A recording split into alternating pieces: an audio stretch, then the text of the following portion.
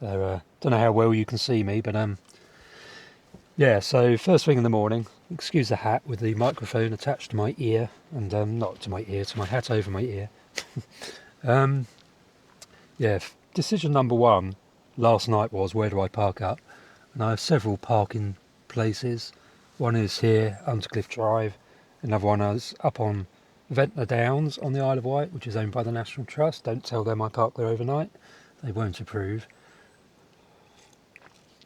I've got another couple of places around Ventnor, but it's one of the first challenges is, where do you park up overnight? If you live in a tiny little car, you need to be fairly inconspicuous, I think. That's why I avoid big motorhomes with which are obvious, with sheets over the windows, deflectors and privacy kind of thingies over the windows. I avoid all that sort of stuff because it just makes it obvious that you're actually in a vehicle, so you're in privacy but you're obvious, ironically. To have a little curtain here though, my little curtain line, I'll put the window back up and that holds this bit of string basically over there, if you can see it. Don't know if it's in the camera or not. And then I pull the little curtain across, as you may be able to see on the camera. I'll see when I'm editing this, and that gives me my privacy, all the privacy I need. It's a bit of a cluttered mess. So one of the next tasks I have first thing in the morning is to drag everything that I've stuck on this driver's seat, drag it all back onto the bed, which I sleep on. I removed the passenger seat, as you can see, so I've got the driver's seat still, obviously. What a cluttered mess that is. It's a very small car to put you back on my head. So yeah, when I park up in the evening, I have to drag everything from the bed, which is stored during the day on the bed, back onto the driver's seat. Then I can clamber out onto the driver's seat. I make a cup of coffee just as I'm getting up out of bed. So I use a jet boil gas stove, which I wouldn't necessarily recommend unless you use very small, low gas cartons, gas cylinders. I use quite tall ones, which means the whole jet boil stands quite tall. And it's a bit rocky and not safe really in a little vehicle like this. I wouldn't recommend using gas stoves in a vehicle. Maybe in a bigger van, as long as it's very well ventilated. I wouldn't recommend in a little tiny car like this, but it's what I do. Another option, which I've got here somewhere, is heating elements. If you go on Amazon, you can buy these little, they're like a kettle element that you get in a kettle, which you can plug into the old what are these called, the lighter socket in the car. Plug it into there and then put the heating element into your kind of milk and water, or I use oat milk and water, run the engine and heat up, and then you obviously have the coffee pad and you've got a cup of coffee. I'd recommend those heating elements rather than this one, as long as you can find one on Amazon that's reasonably safe. Let's go for a walk. Oh, unlock the door, wind the window up.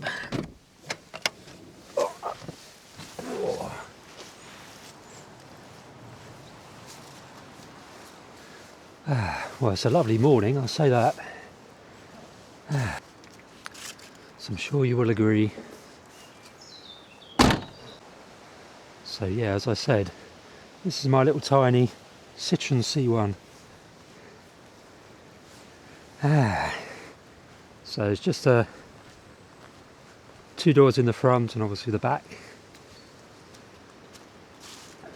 I've got this stuff over the windows. I did say don't use this. I've got this. I'm going to blacken it out, put some black material over between the metal type sheet stuff. This is just what you put at the back of kind of heaters in, or boilers or whatever, to deflect the heat out away from the walls. It's really good. Get it on Amazon for about £6 a big sheet. Just cut it up and put it over the windows to give me some privacy inside. And like I said, I then have a little curtain which basically goes along the back edge of the driver's seat and where the passenger seat was, and that gives me some privacy. And if you stand back, you cannot see into there, especially because overnight you get the condensation on the windows, which makes it obvious there's somebody in there, probably, to anyone who's thinking about it and looking, and gives me some privacy when I'm getting up in the morning especially. But I'm not overly concerned about that, and I was initially. I was quite paranoid about being in a vehicle 7, 8 years ago when I first moved into the Bilingo, I used to be very sneaky and try to avoid being seen getting in and out of the back of the vehicle. These days, I really don't care. Wherever I am, I'm just go about my daily routine and don't care if people notice what I'm doing. Anyway, let's go for a walk. So my YouTube channel is a big part of my daily routine. A little part in terms of earning any income. It's about £1 a day at the moment, I suppose. Whoopee, from ad revenue, that is. But yeah, part of my daily routine is obviously recording these videos first thing in the morning. Well, during the day as well. But I love nature, so I will usually get up quite early. 7:51 now. It's not that early. And have a walk. And the wonderful thing about where I am, where I'm choosing to live my nomadic lifestyle, not very nomadic. Great thing about where I live is you've got these beautiful walks right by the sea. The sea is only over there. And this is a very sheltered undercliff, which is, as I said, this was an A road, but because landslips took out 2 sections of the road just ahead of us, you get very little traffic now. You've just got the people that live along here, and a few people that blunder along here, haven't read the road signs. It says road close ahead, so they still drive up and down, meet the dead end, and the odd sightseer basically driving backwards and forwards, and then you've got the joggers and the cyclists and the odd dog walker. It's remarkably few dog walkers go up and down here. But it does provide a beautiful early morning walk, because I love red squirrels. There's lots of red squirrels along here, and really nice for birds. So I love bird watching. Birding, as we call it, in the more serious clique of people that are into birds. I couldn't think of a better way to spend the morning walking up and down here. And as the seasons change, that's just breathtaking. You know, in spring, it's alive with the woodpeckers because there's loads of dead wood along here. The ash dieback and the old sycamores with rot holes and that means you've got loads and loads of... Oh, what's that bird? Oh, there comes one of the rare... Well, it's one of the regulars. One of the rare vehicles going along. There's a little bird there. What was I saying? Yeah, all the rot holes means you've got lots of green woodpeckers and great spotted woodpeckers. And in spring, they're all being very territorial, hammering away at the wood, yaffling and calling to each other. And for a few weeks in spring, I don't know, when would it be? March, April, I suppose. Look back at some of my old videos when I'm walking along here and you'll hear the woodpeckers. It's just breathtaking. So let's see if we can see anything. What I'm looking for, this is a particularly good little corner just here, a little spot. Because I'm pretty sure they must have feeders in their gardens, which you can't see. There's always lots of birds gathered in this tree line. So that's the inner cliff over there. So it's not a woodland, it's just a strip of sycamores against the cliff face, and right up there is the top of the cliff. Down here's the bottom. And it creates a lovely sheltered shelf basically. So we're looking north now, so any northerly wind, you're very sheltered. It creates a lovely microclimate. Whenever it's sunny in winter down here, it's really warm. It doesn't really get frosty down here. Don't really get snow. Just up there on the summit, which is quite high, you get deep snow, but down here it doesn't really settle. Or if it does, it soon melts.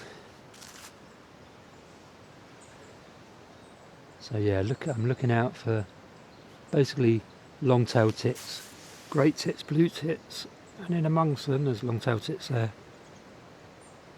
They always seem to be here. It's really weird, every morning. Yeah, looking for those, and then looking with them for gold crests, fire crests, chiff-chaff, still a few of those. There's a jay calling, and there might be something rare in amongst them, you never know, like a yellow-browed warbler. One of the little prizes I'm looking for is a Pallas's warbler, both from Southeast Asia, yellow-browed and Pallas's warbler, and kind of Russian taiga forests, those kind of habitats, I think. Yeah. Two of the locals walking their dog.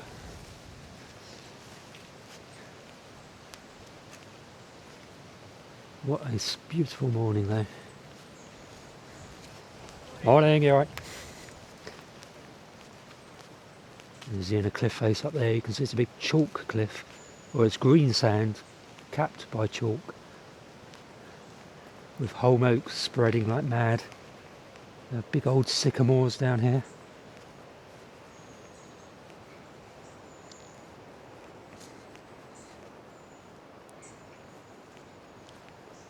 So after my little walk along here, what I would do is drive back into Ventnor. And I've got a little routine basically when I'm on the island. Obviously I'm nomadic, so I've been on the Isle of Wight for quite a while over the summer, but also working in Dorset. So I would go down to the cafe for 9 o'clock, my first cafe. As I said, I've got a little routine here on the island when I'm here, and I do the same thing every day basically. So I go down to Besties and Spinkies, start some work. So I'm doing a project in Dorset, which obviously it's an employed job, remote working though. So I do a lot of the writing, report writing here when I'm on the island, and then go to do site visits and meetings and that in Dorset when I need to, which I will be doing this week. Stay tuned for that. Yeah, so get to the cafe for 9 AM, start writing on my little iPad with Magic Keyboard, which is my workhorse, my main bit of computer gear, and I could do everything on that. That's just a marvellous piece of technology for a digital nomad. Is a little 11-inch iPad Pro, which is a skinny one, a really thin iPad. And now that the new operating system, iOS 26 or whatever it's called, is superb. It's just transformed the iPad into a mini MacBook to such an extent that I've now stopped using my MacBook Air, which was on its last legs anyway, and I've replaced it with the iPad Pro. Not a cheap exchange, but yeah, that is my workhorse. I edit all my videos on there, I do my writing, I write books. I do obviously the project work in Dorset, which involves writing reports and doing spreadsheets and what have you. So yeah, I get to the cafe, start writing. I'm in there until about 11 in the morning. Blue tit. Some magpies, and then I have a quick half-hour walk after that. Put all my gear back in the car, have a quick half-hour walk, come back to the car, pick my gear up again, and go to another cafe and start working again. I do rely on cafes because I don't have a house or an office. Obviously, I'm in a tiny little car. It's quite a worthwhile point making actually. Is I don't live in the car, I live from it. So it's effectively like a big tent. You don't live in a tent as such, you sleep in a tent, and then you get out of the tent and do whatever it is you do during your day. And I do that with the car. It's basically my big, slightly oversized tent, in which I can also cook. So I do eat during the day. I tend to get a cooked breakfast, or I will get a cooked breakfast, a couple of times a week in a local cafe. I do get a discount for that because I'm a local and because they're friends and they're very kind. So yeah, I'll often eat a cooked brekkie in a local cafe, and then in the evenings I cook a main meal, and I do cook that in the car, believe it or not. I've got a little gas stove, gas again, not the jet boil, different stove, and one pan. It's like a frying pan with a bigger lip or bigger side to it, so it's quite tall edges. And I can cook everything in that, so I tend to fry chicken and make curries and make anything that you can fry the chicken and fry up vegetables. So basically stir fries is my main staple diet. I was vegetarian for a while and I'm probably going to go vegetarian again.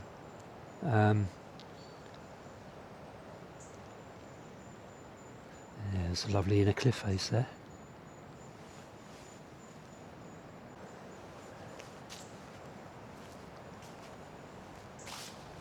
What's around? What's around? Come on, little ones.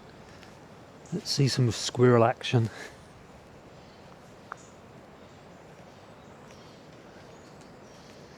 Comes a cyclist. You see how peaceful it is along here and why I park along here. You don't get the through traffic overnight. I very rarely hear any traffic at all overnight. And you get the dawn chorus. In spring, get a little bit of bird song, so I normally have a robin singing directly outside the car where I park in the morning, which is rather nice. You're very much closer to the elements living in a vehicle. The rain pounding on the roof of the car is very therapeutic, I find it. I should say, in terms of my kind of background, how I actually came to be living in a car rather than being normal, like I'm sure you are watching the video. So I lived conventionally, so to speak, in a house for 40 odd years, in employment, doing the normal stuff. What I didn't do was ever buy a house. So I stored stuff in my mum and dad's house here in Ventnor on the Isle of Wight, and I rented lovely magpie up there. Sorry, a jay up there.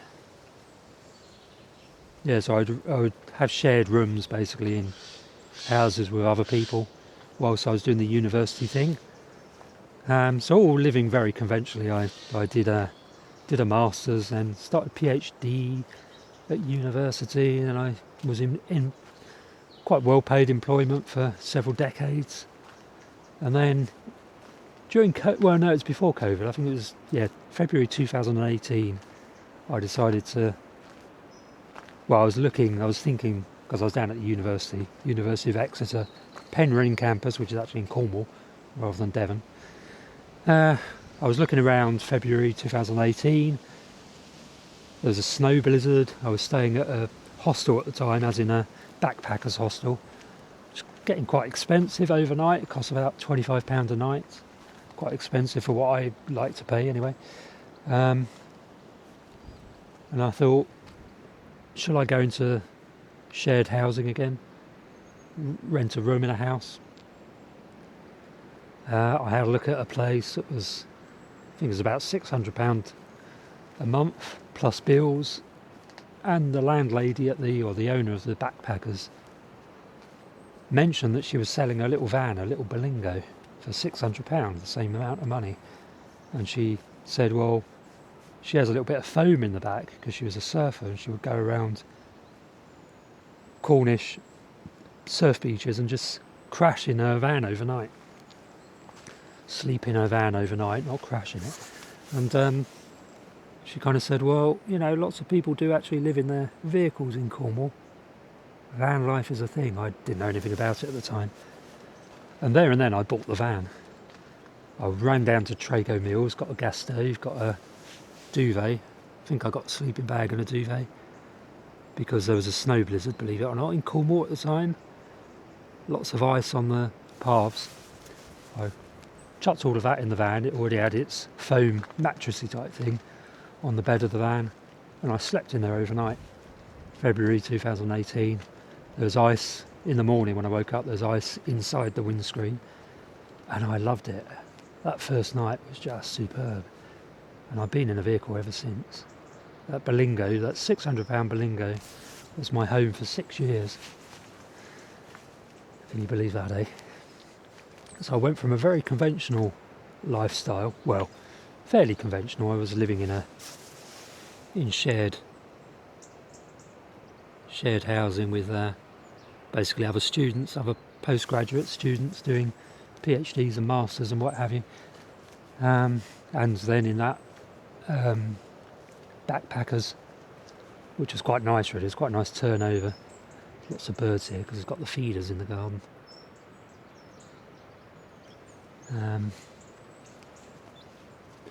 I've kind of walked further than I intended, but it's a lovely morning. What's the time now? 5 minutes past 8. Moved into the Belingo, did it up a bit, built a little bench type thing in the back for the bed to hold the bed up with some storage underneath it. Built a little shelving unit along one edge, and I had my little home. And I love that little Belingo. It served me very well until probably the last year of its life, when it gradually started to go wrong, and then it went completely wrong, and I said it kind of imploded on me. And then I was basically homeless for 4 or 5 months, and that implosion occurred late in the year, a couple of years ago. Can't remember, I think it was 2023 or something. No, hang on, we're 2026, so 2024 probably. End of the year, so it was cold and wet and horrible. I was in Ventnor, and my Belingo conked out and couldn't be driven, so I was stranded and effectively homeless. I got it towed up to Soapsuds Alley in Ventnor on the Isle of Wight, and it was parked there for a while, and I crashed in the back of this stranded vehicle and had to walk up and down. I got all this on video, so it's all on my channel. And then I couldn't stand doing that walking up and down anymore during the very cold winter. So a friend down in Ventnor Bay suggested I crash in basically a shed that she owned, which I did for a month or two. I got COVID during that time. I was it was pretty grim for a week or two. But I survived. Morning. I survived, as they say. And secretly I quite enjoyed it. There was a cat. There's still a cat, Benny, who lived in the museum there, who would come and sleep with me at night. So I had a cat. I was in a hut or in a shed type thing. It's more than a shed, it's a building. It's like a big oversized kind of mechanics type thing, garage or workshop, if you can picture that. That isn't what it actually is, but it's kind of like that, just you can visualize what it was like a mechanics workshop or something. And I slept on the concrete floor there with the cat in my bivvy. So I set up a bivvy with a mattress and camping mattress and duvet and sleeping bag, and it was very snug. Right, we're going to walk back to the car now. And I enjoyed that. And then another friend of mine down in Ventnor Bay sold me his Citroen C1 for, I think it's 450 quid. And I've been in that now for 2 years. We're approaching 2 years. The end of this year, 2025, will be my second anniversary of living in Flea, which is that tiny little car. So when I was younger, when I was actually living in that vehicle, in the shared rooms in houses, I was quite melancholy at times. It wasn't depression, it was just loneliness and a bit melancholic. Since moving into the vehicle, first the Belingo, now the Citroen, I've been on top of the world in terms of my outlook and mental health. My mood has always been really high. It's really weird, and I don't get ill very often. I've got a persistent cough, so I probably need to go to a clinic and find out what that's all about. But apart from that, my actual state of mind is really healthy. And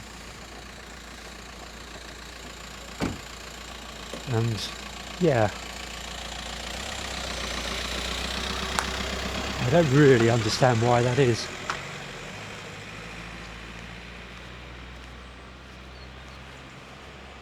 But it is what it is. I do like this garden because the squirrels quite often come down there. Don't want to hang around because it's their garden. Well, there's probably somebody in the house watching the birds on their feeders. So this is where the road here collapsed. Irreparable. So this was all a road here. They just put this cycleway and footpath in so people could still get through. If you carry on walking the way I was just walking then, before I turn back heading west, you'll get to St Catherine's Point and Knighton and the Buddle Inn. And you can just walk. It will take about 45 minutes from here to the Buddle Inn, I suppose, walking at a steady pace. You can cycle all the way through. I mean, what a cracking environment to live in. I'm amazed more van dwellers don't live here, to be honest. You can't get any reception on your phone, so if you're relying on mobile data, you can forget it down here. I don't know whether Starlink would work. If you had a Starlink receiver on your van, you might be able to get, I know nothing about that, but it's satellite based, isn't it? Rather than whatever it is that mobile phones use. Mast based pickup. So we're now heading back to the car. I normally try to leave from here at about 20 past, 8:30, so I can get down into the bay, go to the loo. Yeah, I do rely, so obviously I haven't got loos in my vehicle, and I haven't got a shower in my vehicle, so I do rely on public loos and cafe restrooms, or whatever you want to call them, toilets with sinks and the rest of it. All works pretty well.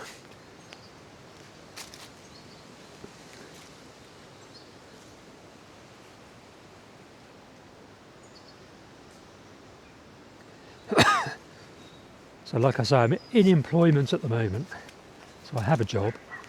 I'm being paid enough to be able to save currently. I'm accumulating money in my bank account to buy a bigger van, which will be something like a Ford, is it a Transit, high roof, short wheelbase thing, something that I can fit a shower into, a collapsible shower. I won't have a toilet in it because they're a pain in the pain in the backside, so to speak, to clean and keep them from ponging. So I will have a shower, but not a toilet. I'll just use public loos and cafe loos as I currently do. This is a lovely Sprinter van. So I think this is a long wheelbase, but this kind of van is what I want. Something very stealthy, no windows. That's a lovely van. I'd buy that if it was for sale. A little bit bigger than I'd hoped for, but yeah, so working and not spending very much money means I can save a bit, and I will be buying a bigger vehicle. So that'll be part of this channel soon, hopefully, is a van build. Oh, lots and lots of crests here. Get around the other side of them so I'm not looking into the sun. There's fire crests calling here. Quite common fire crests in the Undercliff because they breed here.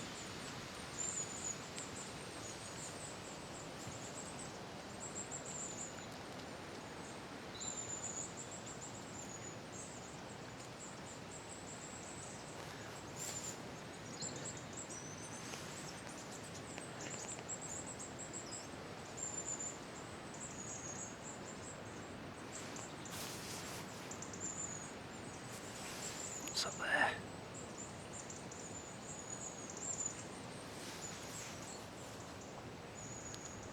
Because this camera's mounted on my head, I tend to move.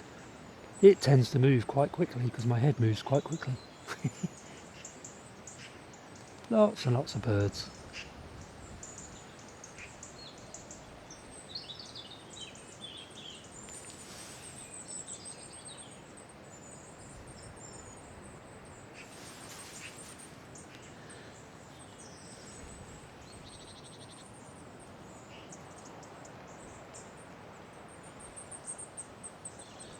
picture postcardy down here. Classic English village by the sea.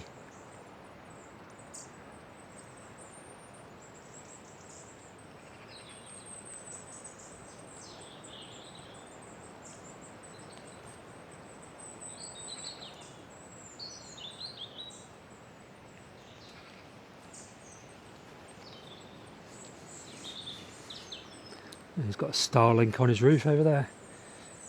So he's got Starlink, which suggests it does work down here.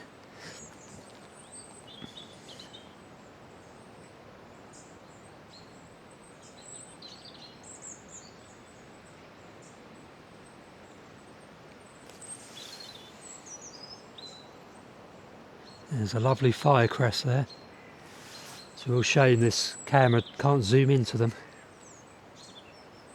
I'm using the DJI Nano camera, which is a little tiny one that you can clip onto your headband.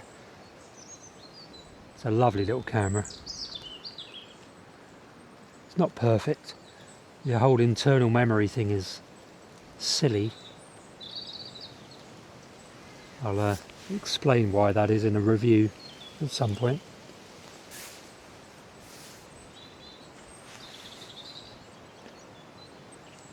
Right, let's walk on.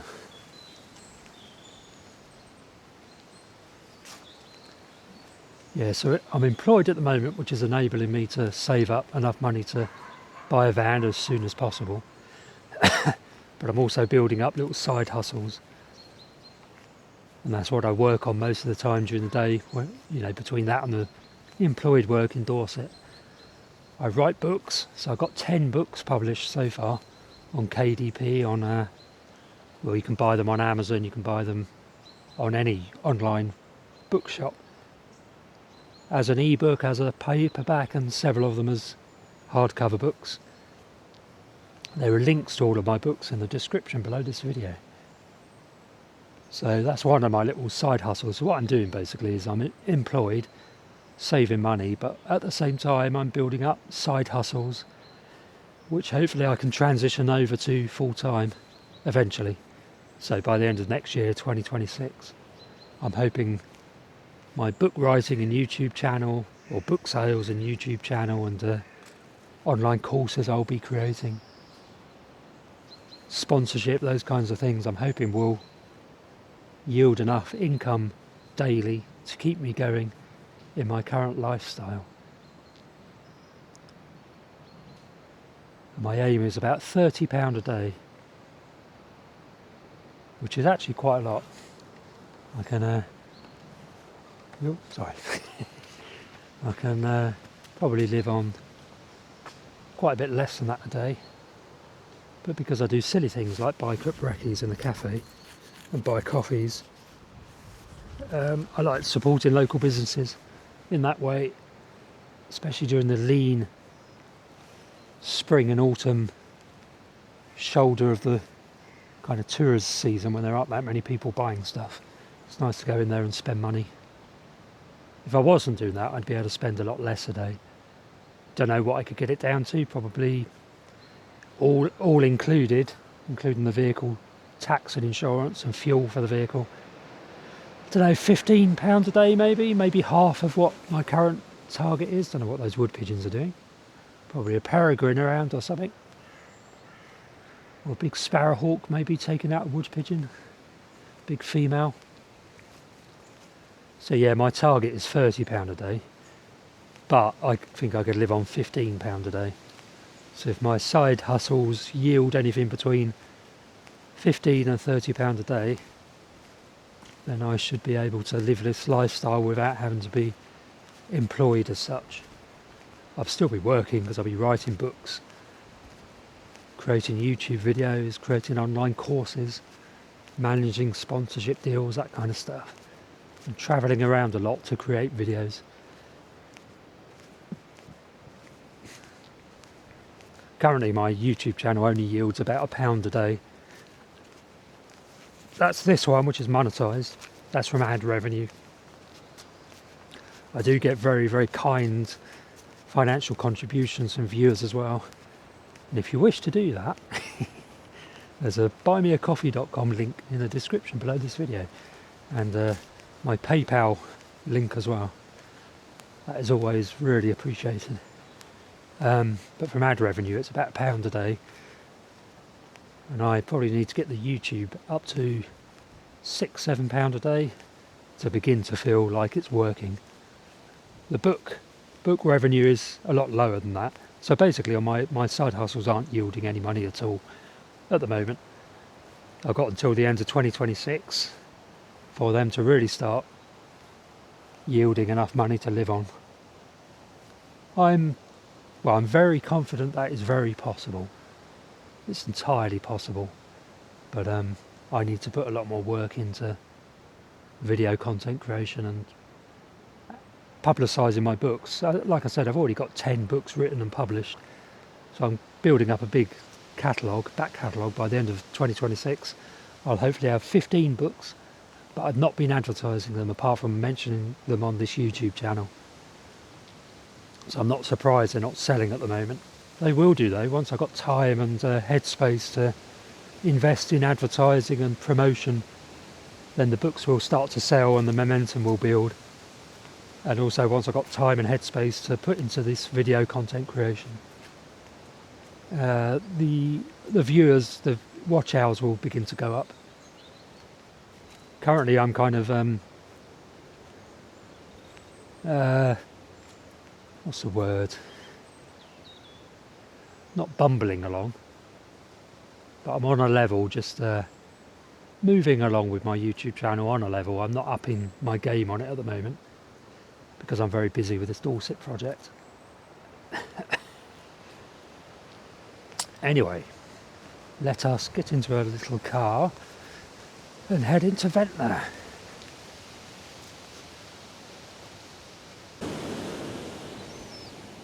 Well, made it into Ventnor. It's quite lively, the sea, as you can see.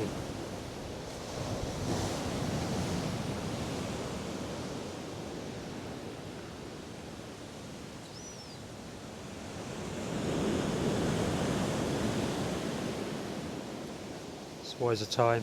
I need to get to the cafe for 9 o'clock and it is 8:51. So I'll walk down there now, I think.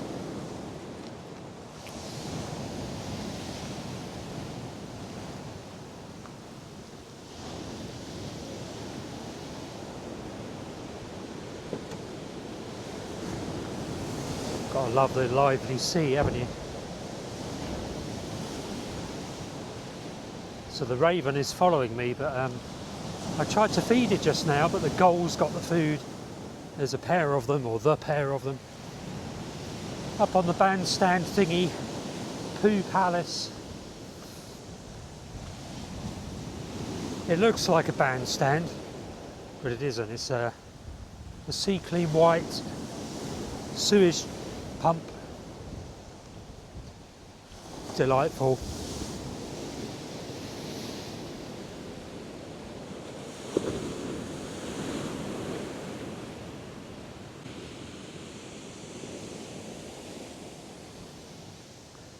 Just walk around here quickly and then we'll head to Besties and Spinkies. So there's Poo Palace, the Southern Water Pump.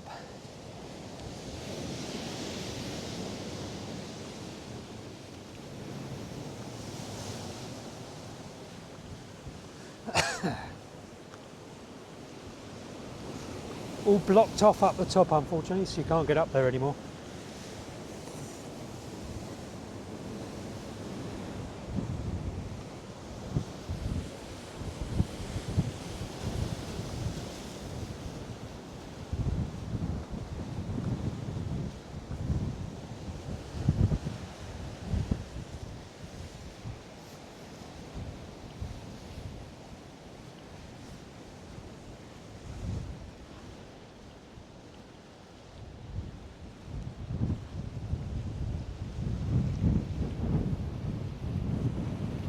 And there's Ventnor Harbour, or Ventnor Haven,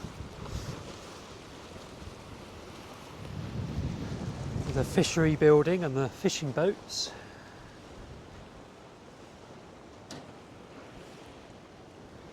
Right, I'm going to head to Besties and Spinkies, which is the blue building over there, for a cup of coffee.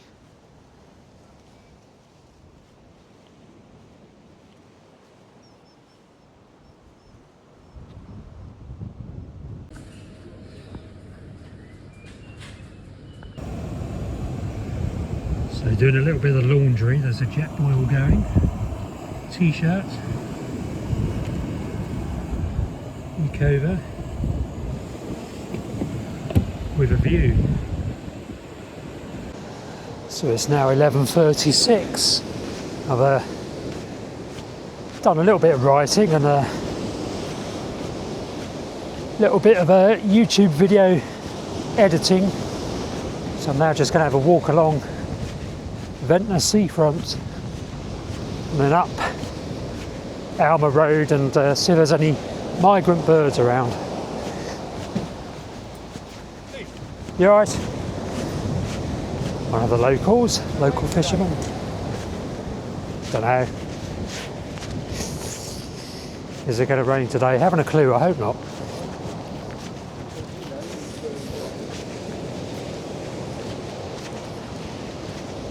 Red flags are up. I don't think they need to be today, to be honest. Oh, they probably do. It's quite rough.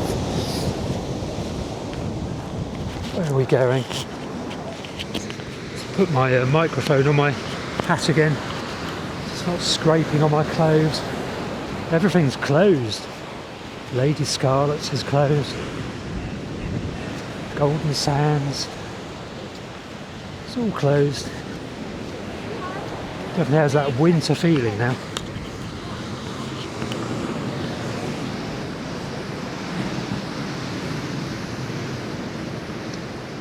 Sat in the water.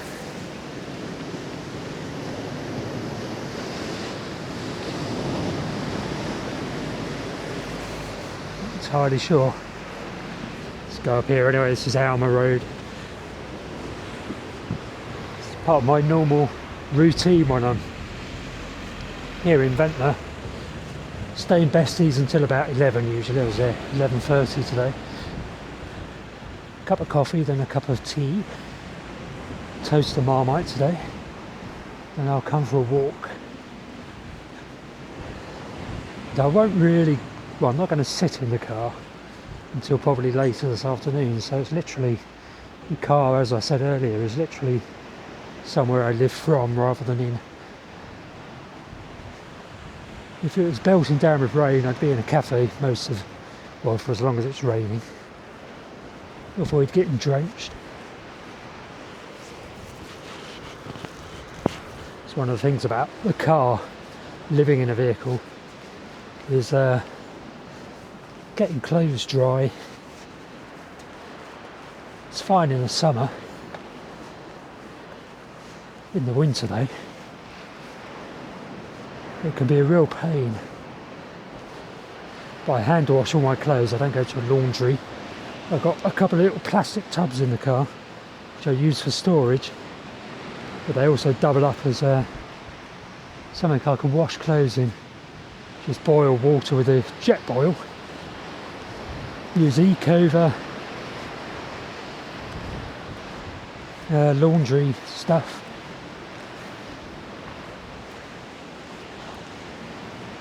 And then attempt to dry them in the sun when it's sunny.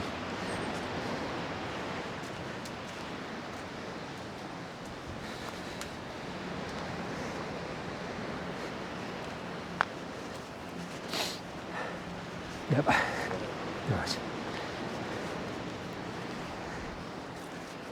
Right. There's Ed going out on his fishing boat. Going offshore. Lots of work going on here. Phew.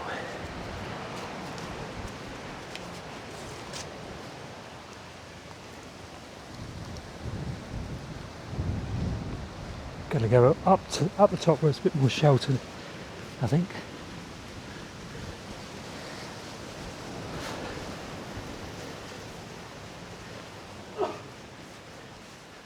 Bless you.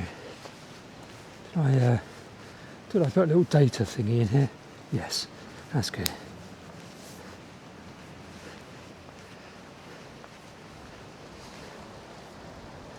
So we're on Bath Road now. Don't think I'll walk too far. Just up to the terrace up the top here, Riviera Terrace, and then back down again probably to Alma Road. We'll see. Keeps you fit, these steeper slopes. So I'm beyond middle age now. Not far, but it means these kind of walks are really important for staying reasonably fit, reasonably healthy. When I get a larger van, I'll have a bike so I can cycle around a lot more. As it is though, I don't have storage space for one.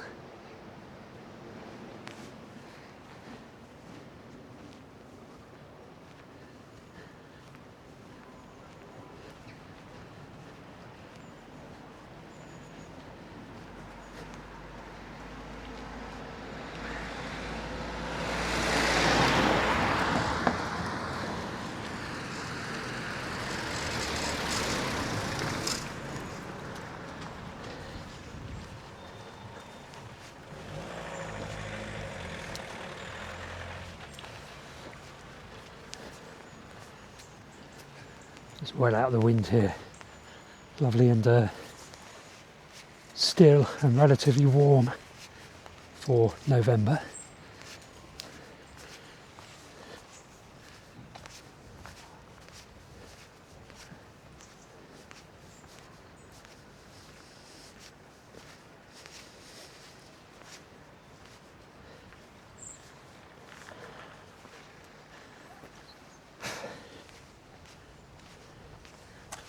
Hopefully the sun will come out a bit more today.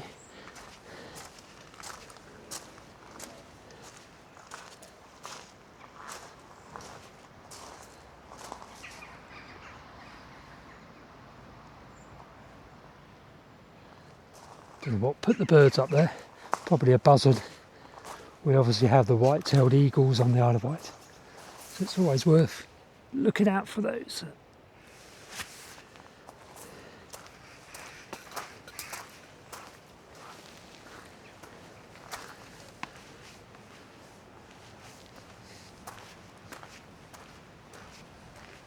I love the view from up here, which is why I'm coming up here.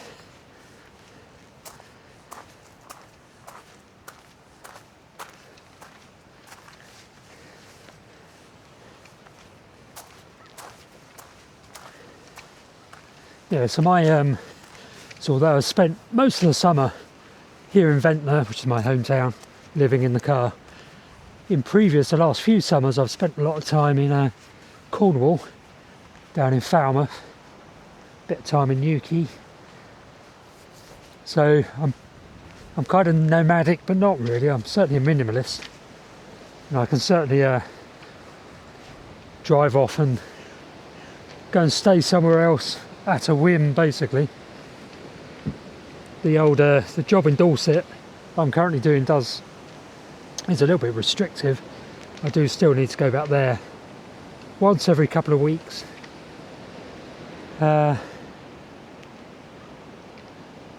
Which is fine, but yeah, I think my style of you get a lot of van lifers who travel around a lot, but I'm not that nomadic, to be honest. I tend to stay in one place for a few weeks or a month or 2 months, and then move to the next place and go backwards and forwards between those regular places, rather than I don't travel around Devon, around Dartmoor, and explore areas, for instance, whereas I do go to Falmouth and just hang out there for a few weeks or a few months, and then I'll come back here and do the same again. So I'm quite a creature of habit more than a fully nomad, full on kind of nomad. But if you did live in a vehicle, you could be fully nomadic, especially if you managed to build up a location independent sort of lifestyle with money coming in from your own businesses you run from the road. If you can do that, or if you can find remote work, paid employed work that allows you to live a location independent lifestyle, then you could travel around a lot more in your vehicle. I choose not to do that, but this hopefully is the last winter when I'm having to be in the UK. Hopefully, so this is 2025, winter 2025-26 will be my last winter in the UK, in the temperate zone, to be honest, because from the end of next year, 2026-2027, I'm going to be living in a different lifestyle where I'll be away from the UK in winter, away from the temperate zone in winter, closer to the torrid zone, the equator, the tropics, and I just need my multiple streams of income to be in place by then to enable that to happen, so I'm not tied to the UK in employment.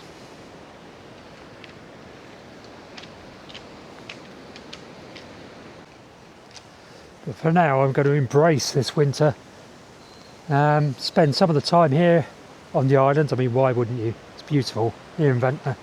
Look at that Coombe Bottom up there. Hopefully you can see that in the camera. But yeah, going to make the most of this winter, and next summer as well. So I'm going to be here between Ventnor and Cornwall and Dorset and Devon up until late 2026. So I've got about a year of this before I have a fully location independent lifestyle. So let's go and carry on walking, I think. Stick the old camera back on my head and get it to mount properly. Is that mounted? No, it's not quite secured on that side. The hat is in the way, I think. That's better, that clipped into place nicely there. Right. It's lovely down there, doesn't it? So yeah, where are we now? Midday, I think. It's exactly midday, 12 o'clock. Look at that. I don't think you'll be able to see the screen of the phone, but I'm just going to quickly walk down from where I came from and go and do a couple of hours of work in Tony's tea room next, I think. Tell me in the comments section if you live in a vehicle, if you live in a van or a car, or if you're thinking of doing it. Like I say, I've done it for 8 years now. Well, coming up on 8 years. 2018, February 2018, I moved into my Bilingo, and it's now November 2025. So I was during COVID, I was in the vehicle. That was fun, because the police, during the first crazy intensive lockdown, the police kept coming up to me and saying, "You're not allowed to drive to beauty spots in your vehicle, sir." I kept telling them, "Well, I actually live in my vehicle, and this is my hometown, and I'm just parked here, so go away." And they eventually got the message. But in those days, the dictatorship, which was Boris Johnson's government, trapped everybody, and I wasn't even allowed to drive my car in my hometown until they became convinced that I was telling the truth, that I did actually live in a vehicle. What's that flying over there?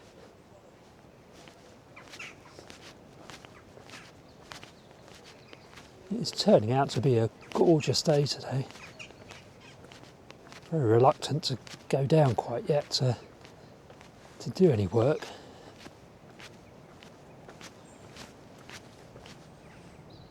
But I do actually need to remove a layer because I'm feeling a bit warm. So I'm going to go down and do that at least.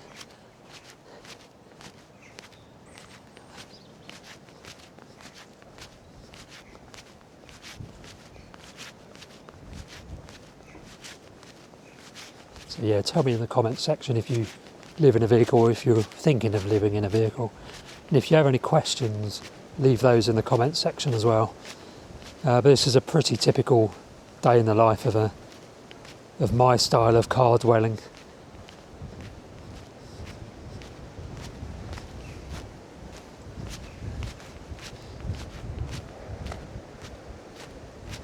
Do subscribe to the channel if you're not already a subscriber, and watch more of my videos, because watch time really helps to build up the channel.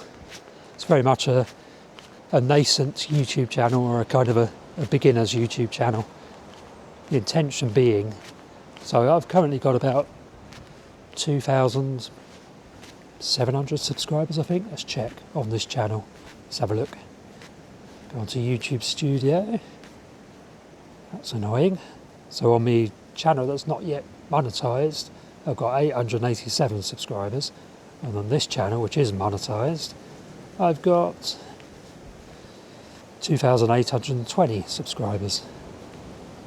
When I say monetized, all I mean there is you see adverts when you're watching the videos on YouTube, and once the content creator, the person that created the video, gets 4,000 hours of watch time, so that means people have cumulatively watched 4,000 hours of one's videos plus 1,000 subscribers, then you become monetized, which basically means the person who created the video gets a share of the the money that the advertisers pay to Google to put an advert on the YouTube videos. Obviously YouTube is owned by Google, so basically I'm monetized on this channel called Van Dweller, which just means I get a share of what the advertisers are paying to Google to put videos on YouTube, to put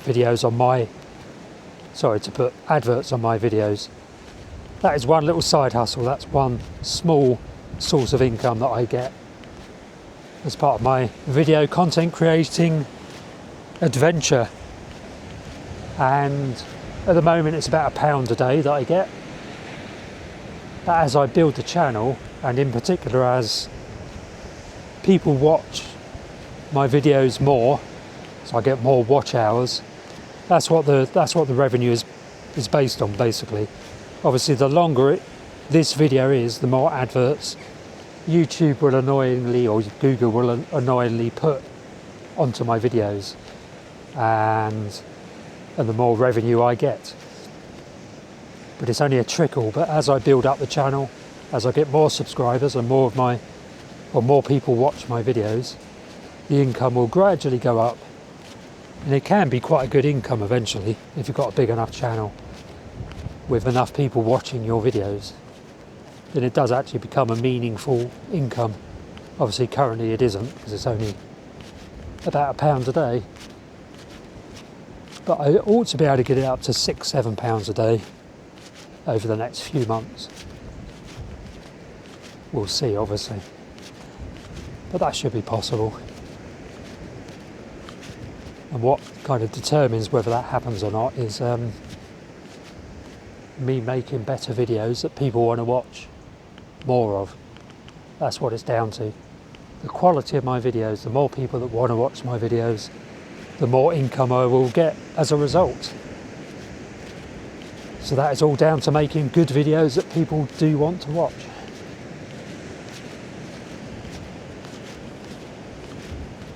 And then obviously my other main side hustle that I mentioned was writing books. So I write my own books and I self-publish my own books. Most people, well, I do get book sales, not very many at the moment, but most of the book sales I get are on Amazon, amazon.co.uk. That's the biggest platform. Most people, or the most book sales are made on Amazon. And hopefully, so basically at the moment I get about, so if I sell a book, one of my books, for £9.99, one of my paperbacks, I get about £4.10p of that cover price. So if I sold one book a day, I'd get £4.10p a day. If I sold 2 books, I'd get, there's a lizard there on this bit of plastic, see how close I can get. If I sold 2 books a day, I'd get £8, 20p. And you can see 3 books a day, I'm close to £15, which is my lower end of my income target. To get £30, I need to sell 6 or 7 books a day. And that is not going to be that tricky, to be honest. I ought to be able to get up to selling 4 books a day, which is, 17, 18 quid income. I ought to be able to get to that relatively quickly. And certainly by the end of next year, I ought to be selling 4 books a day. So you can see really that the book sales combined with ad revenue from Google, from my YouTube channel, ought to, by the end of next year, by the end of 2026, ought to yield enough money for me to live on. So I don't need the part-time job. I don't need employment. I can just earn it all as a freelancer. That is the dream. It's not a dream, it's going to become a reality. It's something I'm working hard to achieve. Not hard enough, because the work in Dorset is quite time consuming. So I don't have the time or the headspace, to be honest, to put in as much as I want to have to my own little ventures.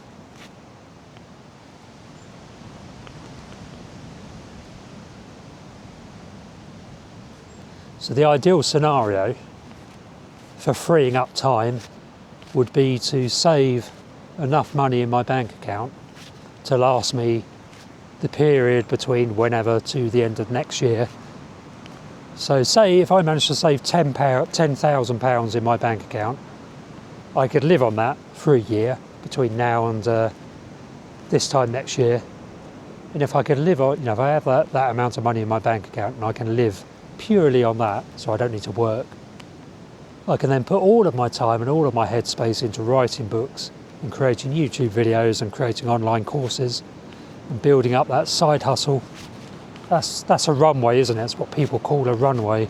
Basically enough money in your bank account, enough savings that you can live on over a period during which you're building up your side hustles. So if I'm nowhere near that yet, it's probably another 4 or 5 months of paid employed work that I'll need to go through. So the winter, basically, this coming winter, I'm going to need to continue doing the job I'm doing in Dorset. Obviously that will reduce the amount of time I then need to live on. I need to rely on my savings for.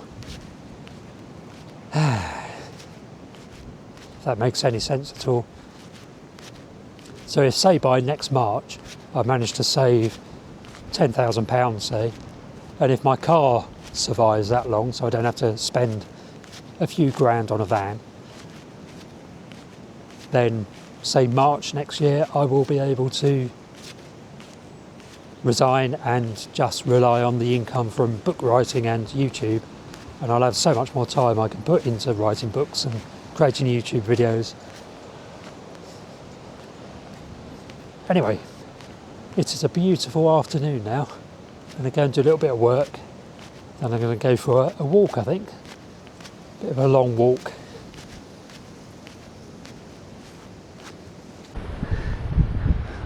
So it's now early afternoon. I've forsaken the external microphone, so I'm just recording into the camera microphone. You have to tell me what the sound quality is like. I'm just heading up into town now to do a bit of shopping. There's a lovely Ventnor cascade. Quite an iconic view, that. And the winter gardens.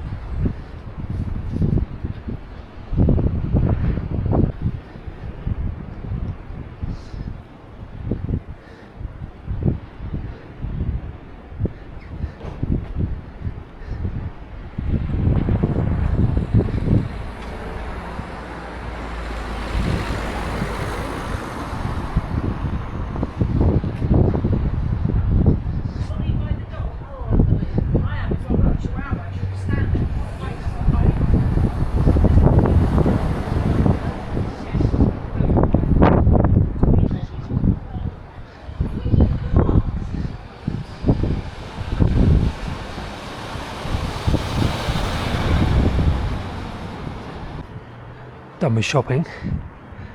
Have a very quick walk around the churchyard.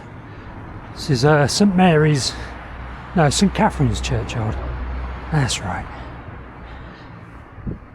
Lovely view of the town, Ventnor.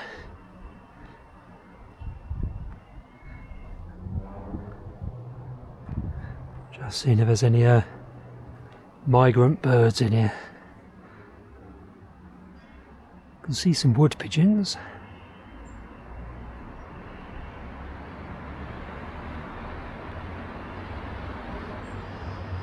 No sign of any chiff-chaffs. Sign or sound.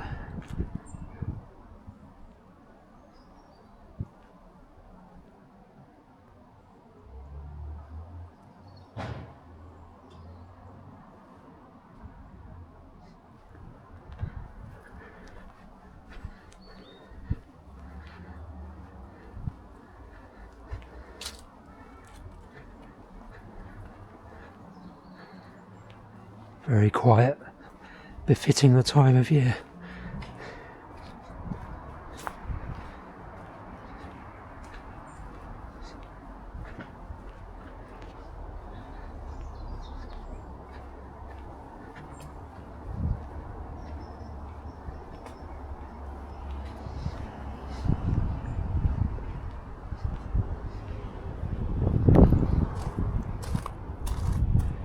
Pretty quiet.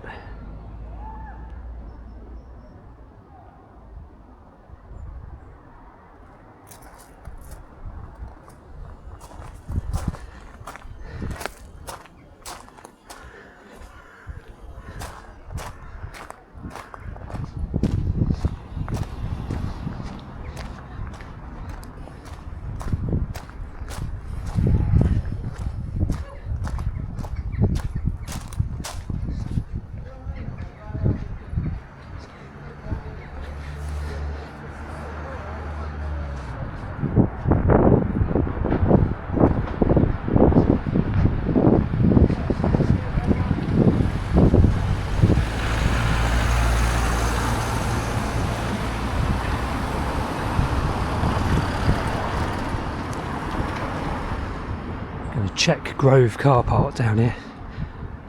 Quite often get the odd late chiff-chaffs hanging around here, especially if there's a tit flock in with those. Still plenty of leaves on the sycamores, or on the lower bits of the sycamores out of the wind anyway.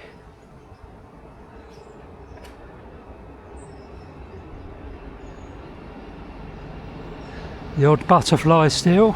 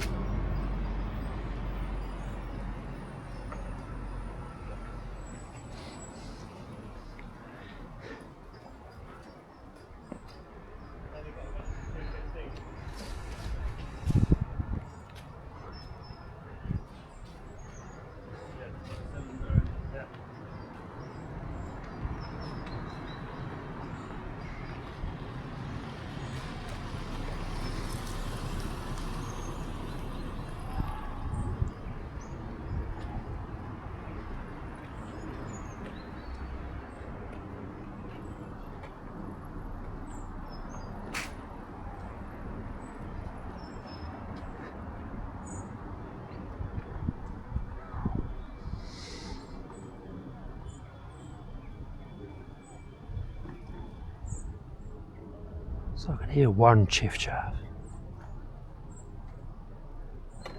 Not much feeding activity there.